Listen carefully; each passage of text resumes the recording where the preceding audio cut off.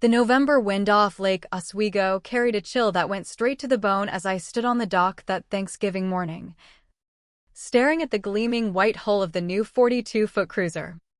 The name painted in elegant gold script along the side hit like a slap, Abigail's Hope. My mother's name. The woman who died when I was 13, leaving behind a carefully set-aside college fund of $75,000 that was supposed to secure my future. Now that money had been turned into fiberglass, teak decks, and a floating monument to betrayal. My name is Harper Quinn. I'm 28. And most days the weight of carrying secrets that aren't mine makes me feel twice that age. As a freelance investigative journalist based in Portland, Oregon, I've spent years digging into stories of corporate greed, family betrayals, and financial abuse. I never thought I'd have to become the story myself. The drive from my small apartment in Portland to my father's lakeside home in suburban Lake Oswego had taken just under an hour, but it felt like crossing into another lifetime. Every familiar landmark peeled away another layer of the careful distance I'd built since leaving home at 18. By the time my rental car crunched onto the long gravel driveway at mid-morning, I was stripped raw, nerves exposed, ready for the pain I knew was waiting. The house still looked the same, a grand modern craftsman with massive windows overlooking the lake that my mother had fallen in love with because of the way the morning light danced on the water. She used to say it reminded her that even after the darkest nights, light always returns. 15 years after her sudden death from a ruptured aneurysm, that light felt long gone, replaced by the cold polish of my stepmother Kendra's tastes. I sat in the car a long moment, engine off, watching shadows move behind the glass. Probably Kendra directing caterers for the big Thanksgiving dinner planned on the boat. She'd married my father when I was 16, barely 3 years after Mom was gone. Kendra was 24 then to his 48, fresh from her job as a personal trainer at the upscale fitness club he owned shares in. The cliché would have been funny if it hadn't torn apart what little remained of my family. Being the daughter everyone had already written off gave me certain advantages. People talked freely around me, assuming I was too insignificant to matter or remember. That's how I'd learned, through careless phone conversations, left-out bank statements, and overheard arguments, that my college fund had vanished right around the time Kendra decided she needed a luxury SUV and extensive kitchen remodel. I'd confronted my father once during my freshman year when student loans were drowning me. His response had been calm, almost philosophical. Family supports family. Harper, your mother would have wanted us to be comfortable, as if comfort could be bought with a stolen future. The front door swung open before I could knock. My half-sister Zoe stood there, 19 and radiating the effortless entitlement that comes from never wanting for anything. Designer sweater. Perfect highlights. The kind of effortless beauty that screamed money. You actually showed up, she said, voice laced with fake surprise that didn't hide the wariness in her eyes. Wouldn't miss it, I replied, keeping my tone even. Showing emotion here was like chum in shark-filled water. It only invited attack. The foyer smelled of expensive candles and old lies. Family photos lined the walls, but finding one with me in it required hunting. Most were taken after I'd left for college, after I'd been quietly erased from the official family story. In their version, Damon Quinn had one daughter, one perfect wife, and one flawless life. Harper, my father's voice echoed from the hallway. He appeared, glass of scotch already in hand though it wasn't even noon. At 61 he still cut an imposing figure, tall, silver-haired. The kind of man who dominated boardrooms and crushed competition without raising his voice. Didn't think you'd make the drive. Figured you were buried in one of your journalism projects. Journalism projects, I echoed softly, as if exposing corruption and human rights abuses was a cute hobby instead of the career I'd built from nothing after he'd left me with $48,000 in student debt. The dismissal hurt less than what I'd learned 3 days earlier. Actually, I said, setting my bag down. I cleared my schedule when Mr. Donovan called. The name landed like a stone in still water. Mr. Donovan had lived next door for 35 years. He'd known my mother since before I was born. He was also the one who'd sent me the photo of the new boat moored at our private dock, sleek, expensive, and named after the woman whose money had paid for it. Donovan's getting old, my father said, knuckles whitening around his glass. Probably confused. Is he, though? I kept my voice light. I'd love to see this boat Kendra's been posting about. Must be something special if you're hosting Thanksgiving on it. The silence stretched, taut and dangerous. Somewhere inside, Kendra's voice rang out sharp and commanding. My father's jaw tightened the way it did when calculating risk. We'll talk later, he said finally. Your old room's ready. Dismissed. Sent in my childhood bedroom like a child who couldn't be trusted around the grown-ups. But this time I hadn't come empty-handed. This time I'd come armed with evidence and a plan. My mother Abigail had been an art teacher who saw beauty in broken things. She'd spend evenings in our sunroom turning discarded materials into sculptures that found homes in small galleries. I inherited her eye for detail. But where she saw redemption, I learned to see the fractures that would one day shatter everything. She died on a Tuesday in October. One moment laughing in the kitchen, the next gone.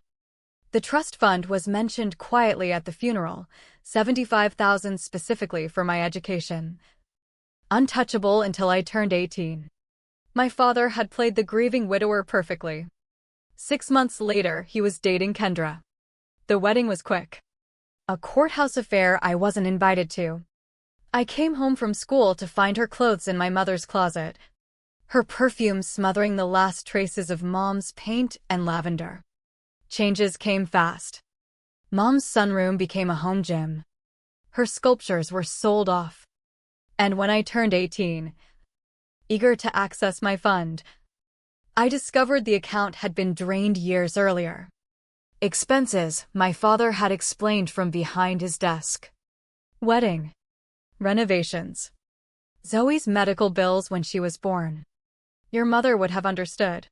I showed him the trust documents I'd found in Mom's papers. He barely glanced at them. You're being selfish. Harper, do you know how much it costs to maintain this life? That money had been waiting for me to build my future. Instead, it funded theirs. I took out loans, worked 3 jobs, earned my journalism degree through sheer will and spite. Every story I broke since had been practice for this moment. Mr. Donovan's text had arrived 3 nights ago. A photo of the boat.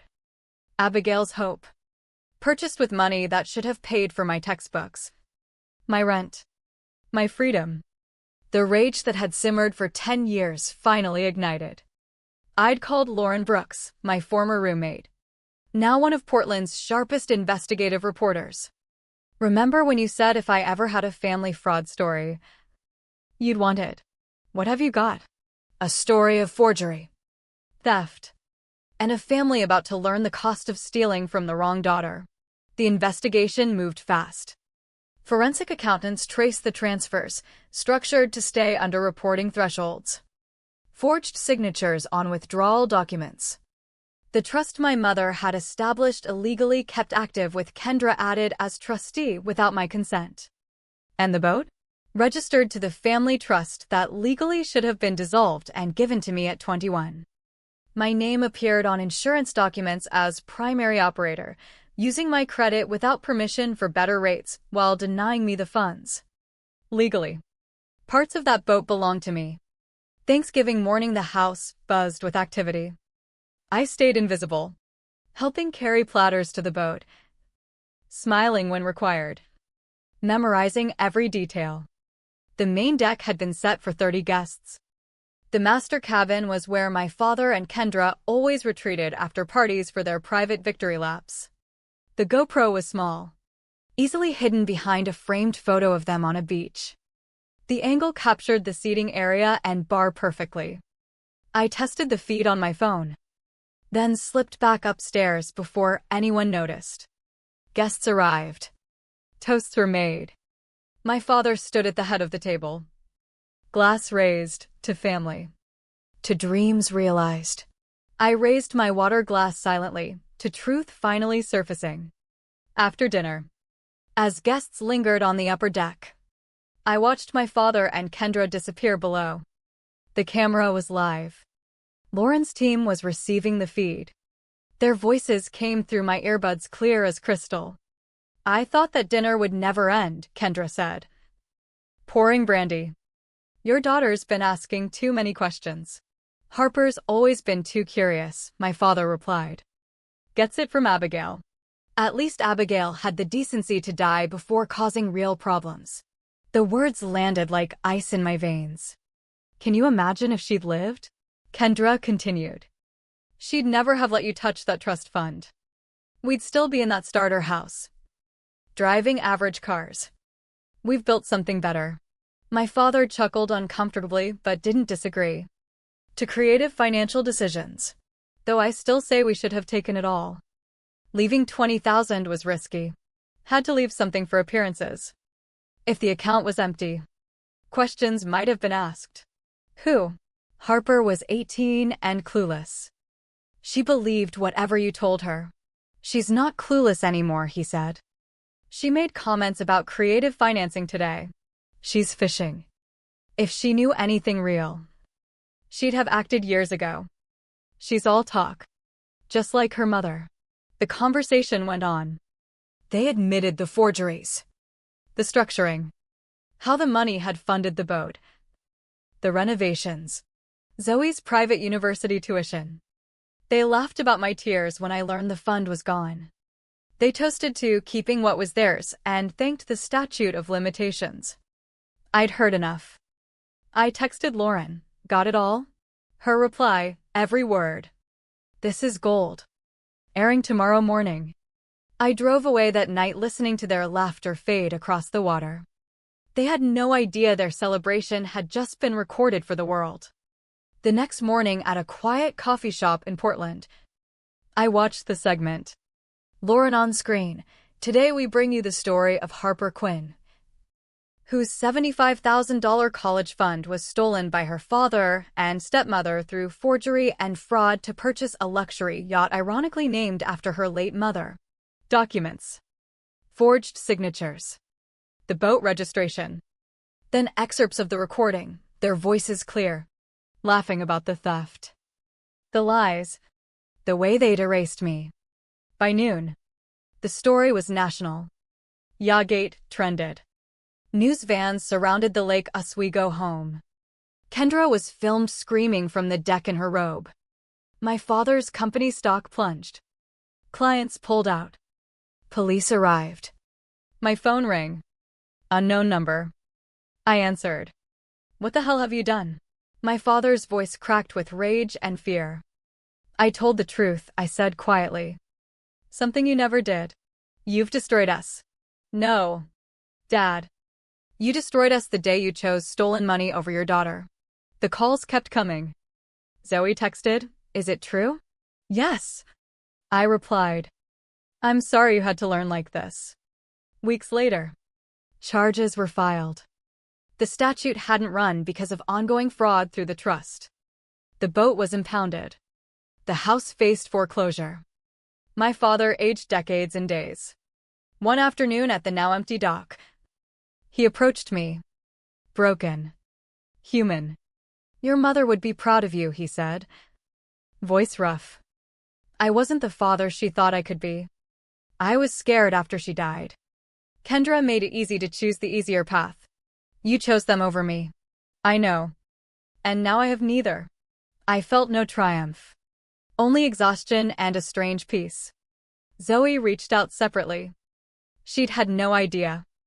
We talked, carefully. Painfully. She was applying for loans now. Learning what real struggle felt like. I didn't owe her anything. But I didn't wish her harm either. Lauren's network wanted a documentary. Publishers called about a book. The GoFundMe strangers started helped pay down my remaining student debt.